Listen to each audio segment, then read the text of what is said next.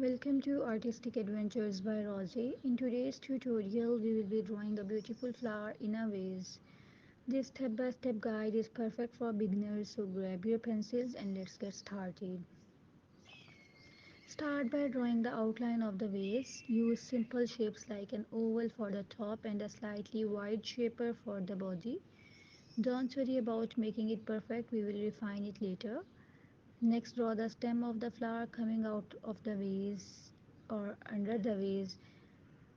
Make sure the stem has a natural curl to give it a realistic look. Now let's draw the flower. Start with a small circle for the center of the flower, then draw petals around the circle.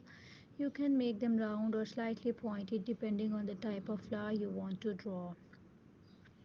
Add details to the vase. You can draw lines or patterns to make it more stem. Make sure the leaves are different sizes and shapes to add variety and realism. Add shading and details to give your drawing depth and shading to the vase and flower. Decide where your light source is coming from and add shadows accordingly. This will make your drawing look more three-dimensional.